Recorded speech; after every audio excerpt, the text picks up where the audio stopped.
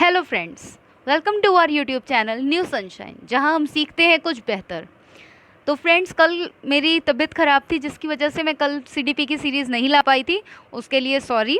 और आगे से मैं कोशिश करूंगी कि हमारी ये जो सीरीज़ है सीडीपी के प्रीवियस ईयर क्वेश्चन पेपर्स की, ये आगे ब्रेक ना हो, ठीक है। और तबीयत ख़राब हो सकती है किसी की भी, मौसम चल रहा है, ठीक है, तो इस बात को प्लीज़ इग्नोर कीजिएगा। और आपके जो सपोर्ट है मेरे चैनल के लिए प्लीज़ बनाए रखिएगा। अगर आप चैनल पर न्यू हैं तो चैनल को सब्सक्राइब करके बेल आइकन को प्रेस कर लीजिए और मेरी वीडियो को लाइक एंड शेयर कीजिए। अगर आपको पसंद आती है तो वीडियो को ज़रूर लाइक कीजिए। चलिए हम हमारा फर्स्ट क्वेश्चन आज का स्टार्ट करते हैं। हमारा फर्स्ट क्वेश्चन है, शिक्षा के क्षेत्र में पाठ्यचर्या शब्दावली की ओर संकेत करती है।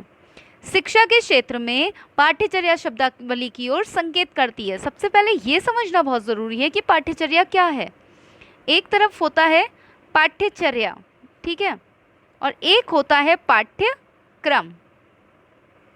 पाठ्यक्रम, इसको इंग्लिश में बोलते हैं करिकुलम और इसको बोलते हैं सिलेबस, ठीक है। अब समझ में आ गया होगा। जो सिलेबस है वो क्या होता है? सिलेबस ये होता है कि हमें किस क्लास में, यानी कि किस स्टैंडर्ड में, किस बारे में नॉलेज होनी चाहिए, ठीक है। ये हमारा क्या होता है? ये होता है हमारा सिलेबस। एंड करिकुलम क्या होता है? करिकुलम हमारा होता है कि हमारे लिए जो हमारे स्कूल में जो कुछ भी हो रहा है, तो वो एजुकेशन के ड्यूरेशन में स्टूडेंट के लिए जो कुछ भी एक्सपीरियंस मिलते हैं स्कूल से, वो सब क्या होते हैं? पाठ्यचर्या। यानी कि बच्चा उन चीज़ों का क्या करता है? अनुभव कर रहा है बच्चा, तो वो होती है पाठ्यचर्या। तो अब हम इसके ऑप्शंस को देखेंगे। द फर्स्ट वन इज शिक्षण पद्धति एवं पढ़ाई जाने वाली विषय वस्तु। जो भी टीचिंग मेथड्स यूज़ किए जा रहे हैं वो, और पढ़ाई जाने वाली विषय वस्तु मतलब कि जो भी कंटेंट उसके लिए पढ़ाया जा रहा है, जो सिलेबस उसको पढ़ाया जा रहा है, वो है पाठ्यचर्या। No, wrong. विद्यालय का संपूर्ण कार्यक्रम जिसमें विद्यार्थी प्रतिदिन अनुभव करता है, मतलब अपनी जो लर्निंग है उसका अनुभव करता है। एक ऐसा कार्यक्रम स्कूल का, यानी कि एक स्कूल का एक ऐसा प्रोग्राम जिसमें डेली अनुभव कर रहा है, डेली एक्सपीरियंस ले रहा है एक स्टूडेंट। तो ये वाला हमारा ऑप्शन करेक्ट हो जाएगा। नीचे देखते हैं, मूल्यांकन प्रक्रिया, यानी कि जो हमारा इवैल्यूएशन प्रोसेस है वो, नो, इवैल्यूएशन प्रोसेस बिल्कुल भी नहीं है पाठ्यचर्या। कक्षा में प्रयुक्त की जाने वाली पाठ्य सामग्री, जो भी कुछ कक्षा में यानी क्लास में जो कुछ यूज़ किया जा रहा है, जो भी हमारे लर्निंग मटेरियल जो कुछ भी है, जो टीचिंग मटेरियल है, वो सब क्या पाठ्यचर्या है? नहीं। पाठ्यचर्या क्या है? विद्यालय का संपूर्ण कार्यक्रम जिसमें विद्यार्थी प्रतिदिन अनुभव करते हैं। तो ये हमारा करेक्ट हो जाएगा, ऑप्शन नंबर 2। नेक्स्ट देखते हैं, निचली कक्षाओं में शिक्षण की खेल पद्धति मूल रूप से आधारित है। यानी कि जो छोटी कक्षाएं हैं उसमें जो हमारी शिक्षण की खेल पद्धति है वो किस पर आधारित है? मतलब बच्चे छोटे छोटे हैं यहाँ पर, ठीक है, तो शारीरिक शिक्षा के कार्यक्रमों के सिद्धांतों पर आधारित है।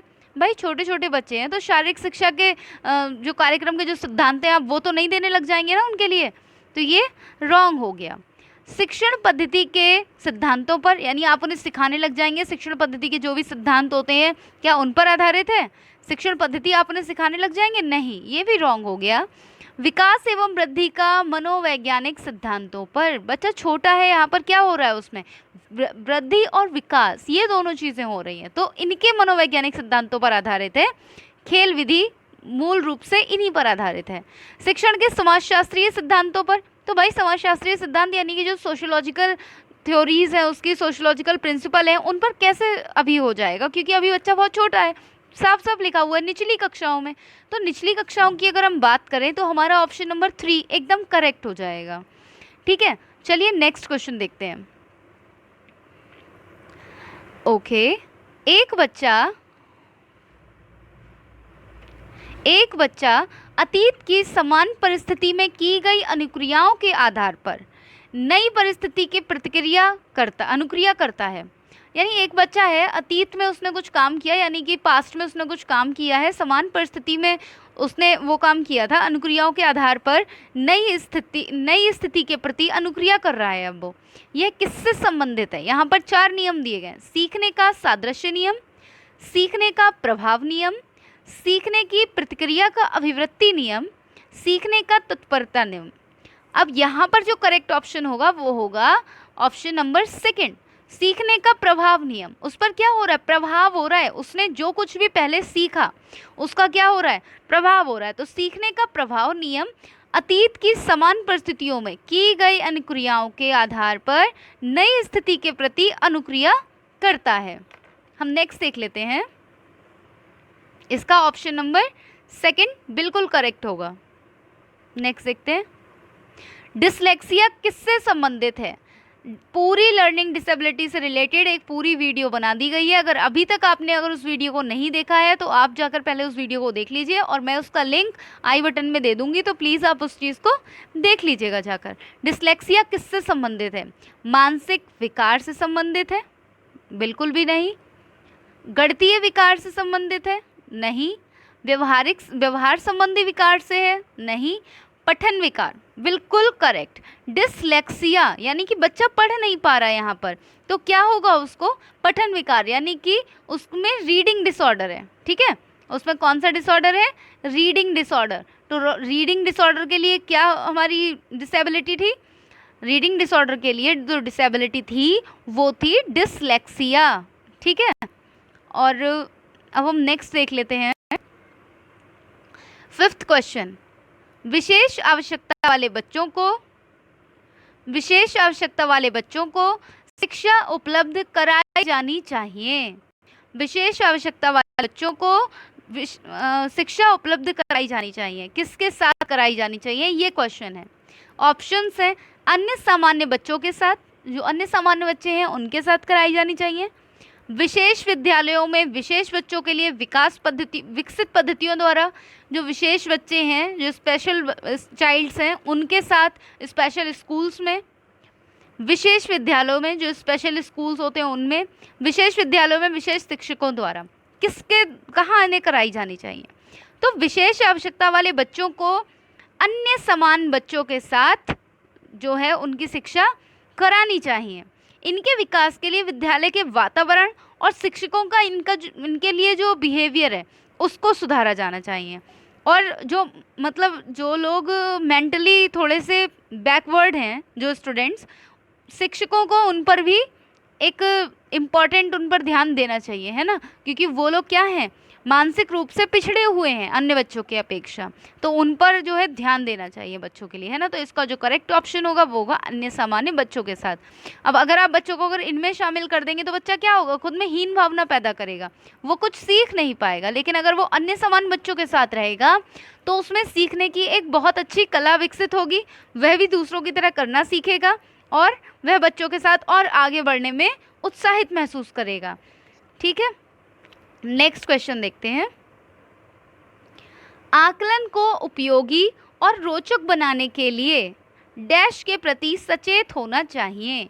यानी कि जो हमारा असेसमेंट है, ठीक है, आकलन मतलब असेसमेंट, जो हमारा असेसमेंट है उसको यूज़फुल और इंटरेस्टिंग बनाने के लिए हमें किसके प्रति हमें सचेत, यानी किसके प्रति हमें अलर्ट होना होगा। अलग अलग विद्यार्थियों में तुलना करना, आप अलग अलग विद्यार्थियों में तुलना करेंगे, इसके प्रति आपको सचेत होना होगा। दूसरा है विद्यार्थियों को बुद्धिमान और औसत वृद्धि की उपाधि देना। आप बच्चे के लिए कुछ बच्चों को कह रहे हैं कि ये बुद्धिमान हैं, फिर आप कह रहे हैं ये औसत हैं, तो इस तरह की उपाधियां देना होगा आपको। शैक्षिक और सह शैक्षिक क्षेत्रों में विद्यार्थी के सीखने के बारे में जानकारी प्राप्त करने के लिए विविध तरीकों का प्रयोग करना होगा। फोर्थ है फीडबैक देने के लिए, प्रतिपुष्टि मतलब फीडबैक देने के लिए तकनीकी भाषा का प्रयोग करना। ये 4 ऑप्शंस हैं आपके सामने। अब आप अपना सोच कर देखिए, अगर आप टीचर होंगे तो आप क्या करेंगे, अलग अलग विद्यार्थियों में तुलना करना। ठीक है, तो अलग अलग विद्यार्थियों में तुलना करना, हर कोई इंडिविजुअल डिफरेंसेस से, मतलब हर किसी में इंडिविजुअल डिफरेंसेस होते हैं, तो तुलना करने की बात ही नहीं है। हर कोई जानता है कि हाँ, हर कोई एक दूसरे से अलग है। शैक्षिक और सह शैक्षिक क्षेत्रों में विद्यार्थियों को सीखने के बारे में जानकारी प्राप्त करने के लिए विविध तरीकों का प्रयोग करना, बिल्कुल आप ये कर सकते हैं और आपको करना ही पड़ेगा, क्योंकि तभी आप क्या कर पाएंगे, असेसमेंट कर पाएंगे, एसेस कर पाएंगे बच्चे के लिए। फोर्थ है प्रतिपुष्टि देने के लिए तकनीकी भाषा का प्रयोग करना, बिल्कुल आप कर सकते हैं तकनीकी भाषा का प्रयोग, लेकिन इसमें जो सचेत आपको रहना होगा वो इस ऑप्शन के साथ रहना होगा। विद्यार्थियों को बुद्धिमान और औसत विद्यार्थी की उपाधि देना। आप इस तरह से नहीं बोल सकते किसी भी बच्चे से कि आप बुद्धिमान हो और आप औसत हो, ठीक है, क्योंकि हर किसी के अंदर क्या होती है, अपनी अलग विशेषता होती है, तो आपको इस तरह से नहीं बोलना है। तो इसका ऑप्शन नंबर सेकंड इसका करेक्ट हो जाएगा। नेक्स्ट क्वेश्चन देखते हैं। डैश प्रतिभाशाली होने का संकेत नहीं है। ये जो नीचे आपको ऑप्शंस गिवन हैं, इनमें से कौन सा प्रतिभाशाली होने का संकेत नहीं है? इनके ऑप्शंस देख लेते हैं। सृजनात्मक विचार यानी कि जो क्रिएटिव थिंकिंग है वो, दूसरों के साथ झगड़ना, अगर आप दूसरों के साथ फाइट करते रहेंगे वो, अभिव्यक्ति में नवीनता यानी कि आप अभिव्यक्त कर रहे हैं खुद को, आप एक्सप्लोर कर रहे हैं खुद को, तो उसमें नवीनता यानी कि आप कुछ नया करने की कोशिश कर रहे हैं वो, या जिज्ञासा आपकी जो क्यूरियोसिटी है।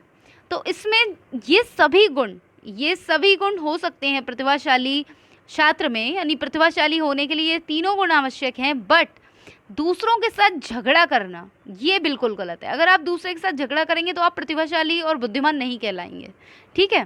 तो इसका जो करेक्ट ऑप्शन होगा वो होगा option number second. Next question देखते हैं। बच्चे दुनिया के बारे में अपनी समझ का सृजन करते हैं, इसका श्रेय किसको जाता है? यानी कि ये जो चार ऑप्शंस दिए गए हैं नीचे, इनमें से किसको इस बात का श्रेय जाता है? किसने ये बात कही है कि बच्चे दुनिया के बारे में अपनी समझ का सृजन करते हैं, यानी कि अपने आप सोचते हैं दुनिया के बारे में? तो हमारा इसमें जो करेक्ट ऑप्शन होगा ऑप्शन नंबर 1 पियाजे। जीन पियाजे जो थे वो स्विट्जरलैंड के साइकोलॉजिस्ट थे। उन्होंने जिन विचारों का जो प्रतिपादन किया था, उन्हें पियाजे का मानसिक या संज्ञानात्मक विकास के सिद्धांत के नाम से जाना जाता है। और पियाजे ये कहते थे कि बच्चे दुनिया के बारे में अपनी समझ का सृजन करते हैं, ठीक है। आई होप ये क्लियर हो चुका होगा। नेक्स्ट क्वेश्चन देखते हैं। कृतिका अक्सर घर में ज़्यादा बात नहीं करती, लेकिन विद्यालय में वे काफ़ी बात करती है। यह दर्शाता है कि विद्यालय, मतलब यह क्या दर्शाता है, ठीक है। एक बच्ची है कृतिका, घर में ज़्यादा बात नहीं करती है, लेकिन विद्यालय जाती है तो बहुत बात करती है। ये इससे क्या प्रदर्शित होता है? ये 4 ऑप्शंस हमको देखने हैं। फर्स्ट वन, विद्यालय हर बच्चों को खूब बात करने का अवसर देता है। क्या विद्यालय बात करने का अवसर देता है? गलत। शिक्षकों की यह मांग होती है कि बच्चे विद्यालय में खूब बात करें। बिल्कुल गलत। हम और आप भी टीचर ही बनने जा रहे हैं, तो हम भी जानते हैं कि अगर बच्चे बोलते हैं तो टीचर क्या कहता है, कीप क्वाइट, शांत रहो। बच्चों को बोलने का मौका ही नहीं दिया जाता। तो टीचर की ये मांग तो होती ही नहीं है कि बच्चे विद्यालय में खूब बोलें। हाँ, जब ज़रूरत है तब आप बोलें। थर्ड ऑप्शन, कृतिका को अपना घर बिल्कुल पसंद नहीं है। ऐसा बिल्कुल भी नहीं है। हर बच्चे को थक हार कर, लौट फेर कर अपना घर ही अच्छा लगता है, तो ये भी रॉन्ग हो गया। उसके विचारों को विद्यालय में मान्यता मिलती है। बिल्कुल करेक्ट। क्योंकि आप ये सोचिए, आप अपनी अभिव्यक्ति कहाँ कर सकते हैं? आप अपने ऊपर ये बात लागू करके देखिए कि आप अपनी बातों को कहाँ कह सकते हैं। जहाँ पर आपकी बातों को मान्यता मिले, जहाँ पर आपकी बातों को माना जाए। जहाँ आपकी बात नहीं मानी जाएगी, या आप जानते हैं कि ये तो मेरी बात सुनेंगे नहीं, मेरी बात काट कर अपनी बात स्टार्ट कर देंगे, तो आप वहाँ पर क्या करते हैं? चुप रहते हैं। लेकिन आपको पता है कि ये मेरी बात का समर्थन करेंगे, ये मुझे समझेंगे, मेरी बात सुनेंगे, तो हम वहाँ पर क्या करते हैं? अपने विचारों को प्रकट करते हैं, ठीक है। तो कृतिका के साथ भी ऐसा ही है। तो उसके विचारों को विद्यालय में मान्यता मिलती है, इसलिए वो वहाँ पर अपनी बातें करती है। लेकिन ऐसा होना नहीं चाहिए। हर घर में जो वातावरण है बच्चे के लिए, वो एकदम खुला माहौल होना चाहिए, ताकि बच्चा अपने मन की बात, उसके मन में जो कुछ भी चल रहा है, उसकी लाइफ में जो कुछ भी चल रहा है, वो अच्छे से डिस्कस कर सके। लेकिन अगर हम बच्चे को डरा कर धमका कर रखेंगे, उसे ज़्यादा खुलने नहीं देंगे, तो उससे हम जान नहीं पाएंगे कि उसके बारे में या उसकी लाइफ में क्या चल रहा है, ठीक है। तो विचारों को मान्यता उसके जहाँ मिलेगी वहीं तो वो बात अपनी कहेगा। तो कृतिका के बारे में अगर देखा जाए तो कृतिका को कहाँ पर उसकी विचारों को मान्यता मिलती है? विद्यालय में, इसलिए वो विद्यालय में ज़्यादा बात करती है। अगला क्वेश्चन देख लेते हैं। एक शिक्षक अपने विद्यार्थियों की क्षमताओं को समझने का प्रयास करता है। एक शिक्षक है, वो अपने जो विद्यार्थी हैं उनकी क्षमताओं को समझने का प्रयास करना चाहता है। निम्नलिखित में से कौन सा क्षेत्र इस उद्देश्य के साथ संबद्ध है? हम इसके ऑप्शंस देख लेते हैं। फर्स्ट है शिक्षा समाजशास्त्र, सामाजिक दर्शन, मीडिया मनोविज्ञान या शिक्षा मनोविज्ञान। आप बच्चे की जो क्षमताएं हैं, जो कैपेबिलिटीज़ हैं, जो उसकी इंटरेस्ट हैं, आप बच्चे को जानना चाहते हैं। तो अगर आप ये सब जानना चाहते हैं तो आपको किस क्षेत्र से, आपका मतलब जो उद्देश्य है वह किस क्षेत्र से संबंधित होगा, वो आपका संबंधित होगा शिक्षा मनोविज्ञान से, क्योंकि शिक्षा मनोविज्ञान ही है जो हर बच्चे के मन के विज्ञान को समझने में मदद करता है। तो इसका करेक्ट ऑप्शन होगा ऑप्शन नंबर 4, शिक्षा मनोविज्ञान। तो फ्रेंड्स, हम आज की इस वीडियो को इतना ही रखते हैं, काफ़ी लंबी वीडियो हो जाएगी अदरवाइज़। फ्रेंड्स, आपसे एक बात कहनी थी कि अगले मंथ से हम ईवीएस को स्टार्ट करने वाले हैं। ठीक है, हम ईवीएस के सारे प्रीवियस ईयर क्वेश्चन पेपर देखेंगे इवनिंग में। हम साथ में इसका तो देखते ही रहेंगे, हमारा सीडीपी का। हम ईवीएस को भी स्टार्ट करने वाले हैं नेक्स्ट मंथ से इवनिंग में या आफ्टरनून में, मतलब एक दिन में आपको एक वीडियो देखने को मिल ही जाएगी ईवीएस के प्रीवियस ईयर क्वेश्चन पेपर से। और इसके साथ ही साथ हम इसकी थ्योरी को भी कंप्लीट करते चलेंगे एनसीईआरटी से। तो जुड़े रहने के लिए आप हमारे यूट्यूब चैनल को सब्सक्राइब कर लीजिए, साथ में बेल आइकन को भी प्रेस कर लीजिए। अगर वीडियो अच्छी लगी हो, अगर आपको एक्सप्लेनेशन समझ में आ रही हो, तो आप वीडियो को लाइक ज़रूर कीजिएगा। और अपने जितने भी फ्रेंड्स हैं, जितने भी आपके सीटेट और टेट से जो देना चाह रहे हैं, जो भी एस्पिरेंट्स हैं टेट और सीटेट को के, आप उनको ये वीडियो ज़रूर से ज़रूर शेयर कीजिएगा। और जितना हो सके आप इस वीडियो को शेयर कीजिए अपने फ्रेंड्स में, अपनी फैमिली में। ओके, चलिए अपनी इसी बातों के साथ मैं अपनी इस वीडियो को यहीं पर फिनिश करती हूँ। Thank you for watching my video.